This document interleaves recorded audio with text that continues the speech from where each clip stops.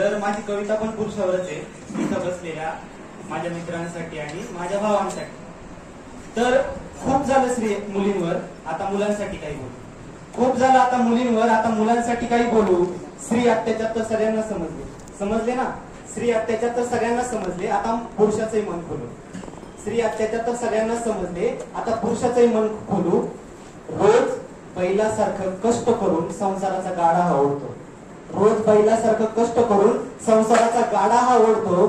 घरी आल्यावर मात्र कुटुंबांच्या मागण्या आणि स्वप्न पाहून स्वतःच्या स्वप्नांचा रोज चेडा करतो. बॉसच्या रोजच्या शिव्या ऐकून लोकांमध्ये रोज लटकतो.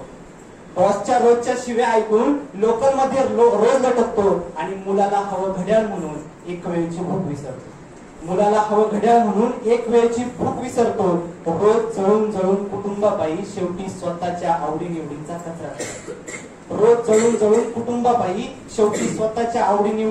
कचरा करतो. आणि नीट लक्ष देऊन ऐकताही प्रत्येक पुरुष सारखा नसतो. आई बहीण आणि बायको यातला फरक मला नक्की कळतो. आणि मीही तिचं तितकंच रक्षण करतो. कसलीच अपेक्षा नाही माझी. तुझ्या चेहऱ्यावरून प्रेमाने हात फिरवतो आणि नीट लक्ष देऊन ऐकताही प्रत्येक पुरुष सारखा नसतो. तुझे प्रत्येक लाड पुरवतो. तुला फुलासारखं जपतो. लागतात ठेस तुला, अरे त्याच्याही डोळे अश्रू वाटतो. पण आम्ही पुरुष ना आमचं रडणं तर समाजच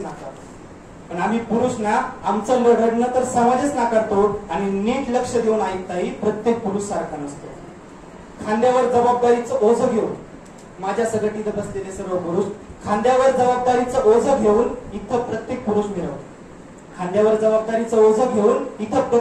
मिळवतो. आणि या जगात तुम्ही त्रास सहन करता. ठीक आहे, तुम्ही त्रास सहन करता, पण आम्ही थोडासा त्रास सहन करतो. अरे पुरुषाची सहनशक्तीचा कोटा जरा जास्तच आहे. असं प्रत्येक जण इथे म्हणतो. पण मन मोकळं करण्यासाठी आम्हाला एक खांदा हवा असतो. आणि इतकाच क्रूर असता पुरुष समाज.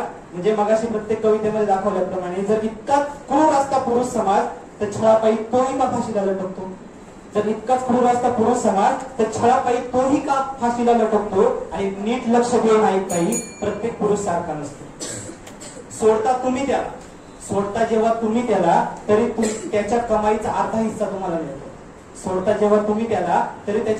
अर्धा हिस्सा तुम्हाला मिळतो. तुम्ही होतात मोकळे, पण तुमचा महिन्याभराचा खर्च रोज तो सांभाळतो.